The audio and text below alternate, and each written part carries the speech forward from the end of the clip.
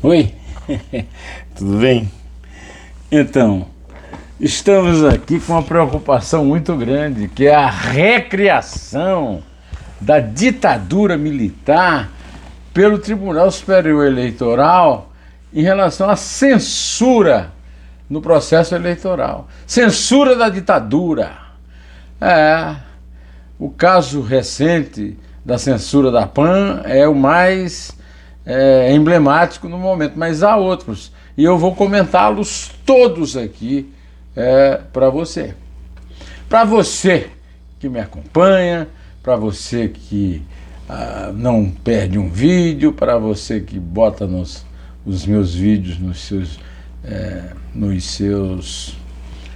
suas redes sociais, e também na esperança de que você avise aos seus amigos que façam exatamente a mesma coisa, né? Compartilhe meus vídeos nas suas redes sociais. Hoje é quinta-feira, dia 17 de outubro dia 20 de outubro de 2022, desculpe mesmo. E hoje eu tenho também notícia da renúncia da primeira-ministra britânica, Liz Truss, os números da nova pesquisa da Datafolha da corrida presidencial. E nessa mesma pesquisa, o apoio veemente de 79% dos brasileiros à liberdade e à democracia. Viva a democracia! Viva 79% dos brasileiros que a apoiam, que a sustentam e que certamente grande parte deles vai votar no domingo, dia 30. Eu, por exemplo, não preciso ir, tenho 71 anos, mas vou votar.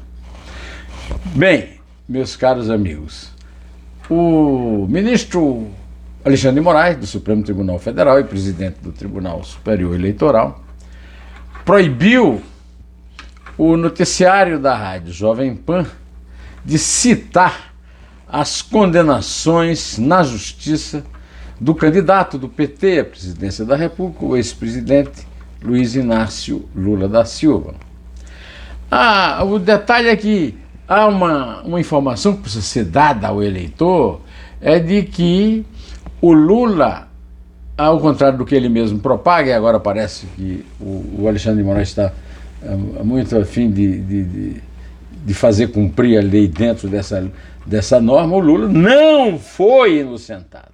Os processos foram interrompidos e transferidos para um lugar diferente, para um foro diferente, no foro no qual ele foi julgado em Curitiba e foi condenado.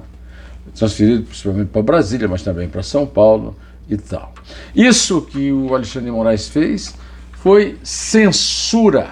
Censura. Da mesma forma que foi censura uma decisão também do Tribunal Superior Eleitoral, presidido por Alexandre de Moraes, de proibir que a campanha do Lula citasse uma frase super infeliz de Bolsonaro a respeito de adolescentes pobres e desamparadas da Venezuela no Brasil, de que pintou um clima entre elas e depois foram divulgados, além desse vídeo, mais 3. Num deles ele dizia que elas certamente estavam se preparando para fazer programa. E eu tenho certeza absoluta que o Bolsonaro foi a entidade que dava aulas de manicure para aquelas meninas, sabendo o que ele ia fazer lá. Que essa mentira ele inventou para ver se conseguia um apoio do pessoal da extrema-direita, que adora falar mal da Venezuela. Eu também falo mal da Venezuela, mas daí até você inventar que pobres meninas desamparadas, que fugiram da ditadura da Venezuela, fazem programa, há uma distância muito grande. Além disso, o TSE já fez também uma intervenção na campanha do Bolsonaro, que dá praticamente, 19 horas por dia ao Lula até o dia da eleição, por causa de direitos de resposta. A respeito de direito de resposta, nós vamos conversar mais na frente, porque o Dr. Walter Maierovitch, meu consultor jurídico aqui, fez um comentário espetacular na CBN a respeito disso. Na verdade, o Tribunal Superior Eleitoral e o seu presidente, o ministro do Supremo Alexandre de Moraes, estão substituindo a dona Solange Hernandes. A dona Solange Hernandes ficou muito conhecida no Brasil porque ela assinava os atestados de liberação da censura. Ela era censora no regime militar e ela assinava nos filmes. Então você ia para o cinema, a primeira cena que você via era o atestado de liberação da censura assinado por dona Solange Hernandes. Os 7 membros, com algumas raras exceções, do Tribunal Superior Eleitoral estão fazendo o papel de Solange Hernandes, principalmente o doutor Alexandre, professor da Universidade de São Paulo, um ídolo na Universidade de São Paulo como professor. Cair essa altura, né? Pois é, e o mesmo TSE, por 4-3, aprovou uma resolução que endurece o combate à fake news. Eu sou a favor de endurecer o combate à fake news, mas não pode endurecer o combate à fake news ao arrepio da lei. Mentiras, textos que eles chamam de descontextualizados. Isso aqui é uma moda inventada pelos bolsonaristas. Ele falou Pidon Lima, mas estava fora do contexto. Estava não. O Lula fez a frase certa lá no Flow, né? Age como pedófilo, né? Bom,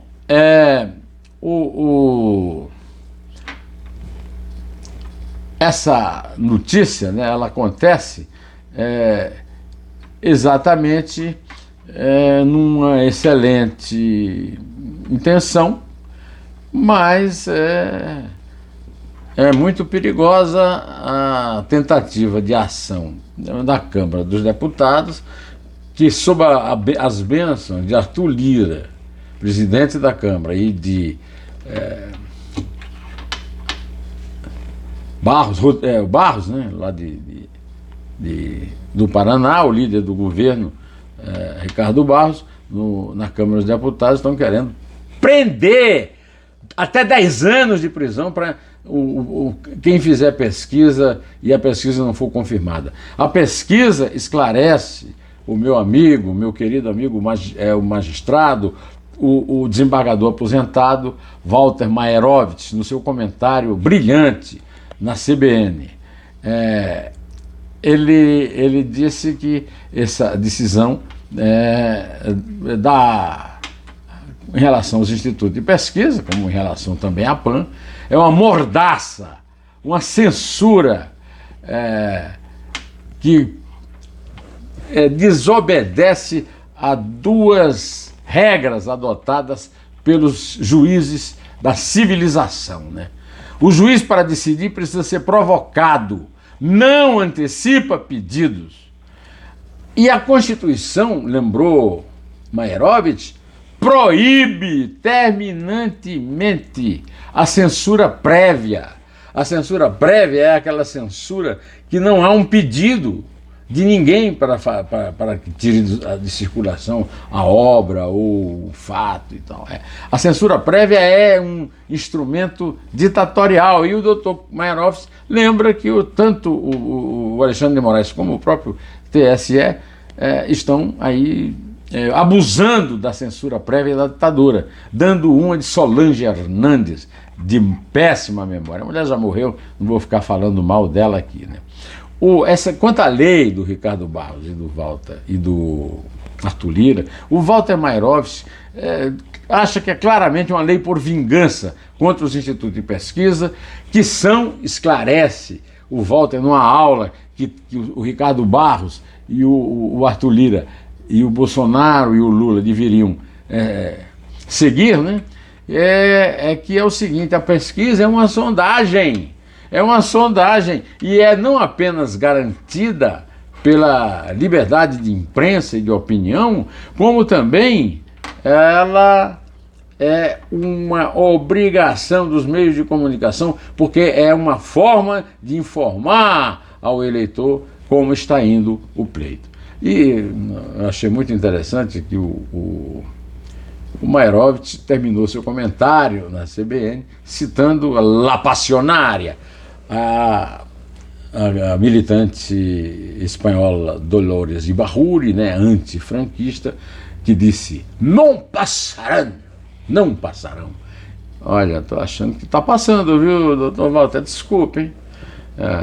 Eu também me baseio em outro grande guia meu, um querido amigo de muito tempo, que é o jurista e grande especialista em Fernando Pessoa, José Paulo Cavalcante Filho.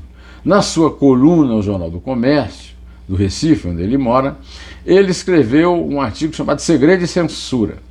E ele faz uma crítica geral a isso tudo que eu comentei aqui, a Jovem Pan, ao antagonista, a campanha do Lula, a campanha do Bolsonaro e essa campanha contra os fake news com possibilidade de invasões contra a lei. E ele lembra o seguinte: fosse pouco, nosso presidente do TSE ainda aproveitou a quarta-feira, porque isso foi decidido na quarta-feira e eu estou gravando na quinta, né? Ou seja, ontem, contra a Constituição, artigo 5º, parágrafo 9º. É livre a expressão independentemente de censura.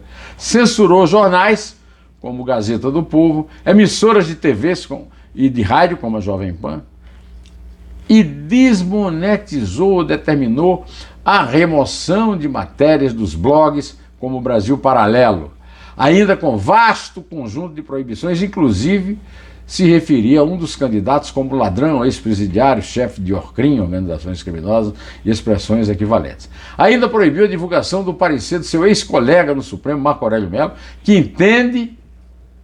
Marco Aurélio Mello entende que o candidato não deve ser considerado absolvido ou inocentado, no caso Lula, dos crimes de corrupção passiva e lavagem de dinheiro pelos quais foi condenado.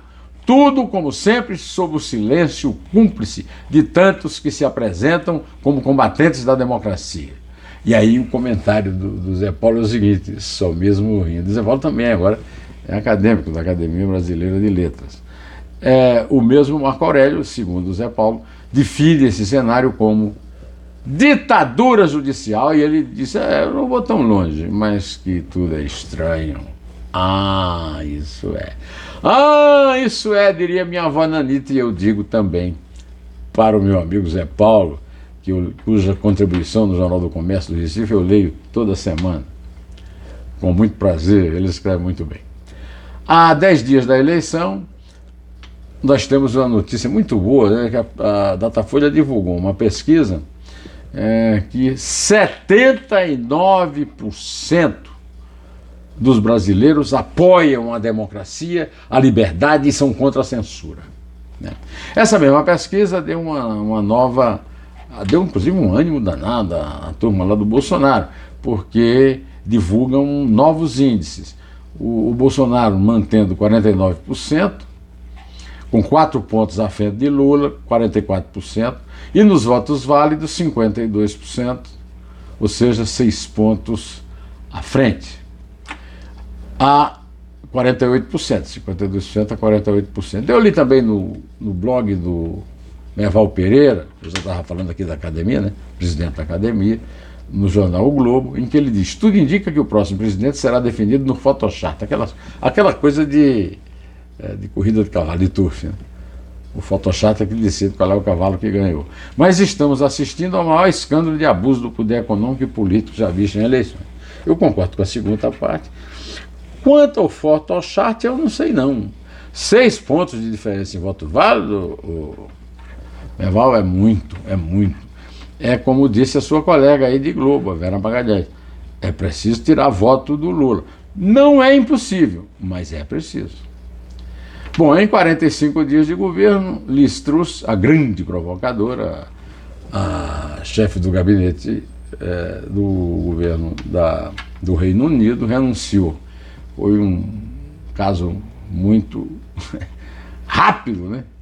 Bom, eu quero aqui fazer só um conselhinho para a CBF. Não repita aquela história de suspender no domingo, o jogo de um time que ia disputar na quarta-feira a final da Copa do Brasil, um jogo no Campeonato Brasileiro contra o Goiás. Por quê? Porque a torcida do Goiás foi mal recebida pela torcida do Corinthians em São Paulo. O Ministério Público mandou fazer a torcida única. Aí o Corinthians disse: olhe, sem a fiel nós não jogaremos. E aí os jogadores ficaram descansados mesmo. Eu vi o jogo ontem. O Corinthians vendeu muito caro o empate.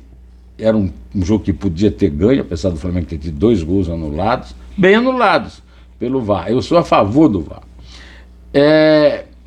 E apesar de ter perdido no pênalti, quando foi obrigada a colocar um batedor, que me lembrou o Roberto Baggio, lá, o menino que era do Vasco, lá, esqueci até o nome dele. Bom, é o seguinte, é bom que a CBF evite esse tipo de deslize, né? Você vai dizer: o time titular do Flamengo também não jogou no domingo, o time titular do Corinthians ficou em São Paulo, não ia jogar em Goiás.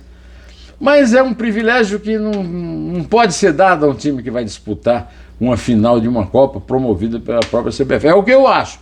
Posso estar enganado, pode ser uma conversa de torcedor, mas como eu não sou jornalista esportivo, eu posso ter uma torcidinha de nada, né?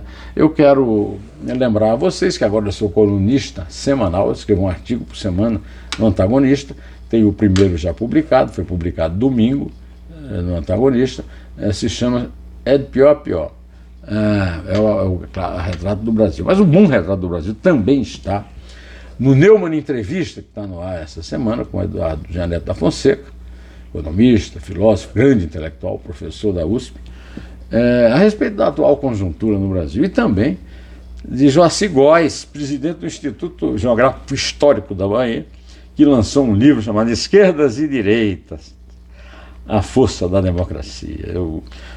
No meu programa que eu lanço aos domingos, na verdade o do Joaci eu só pude lançar na segunda, quando eu fiz a entrevista, e está lá, tendo boa visibilidade. Eu aconselho você ver os dois. Eu vou ficando por aqui, em pé, direto ao assunto.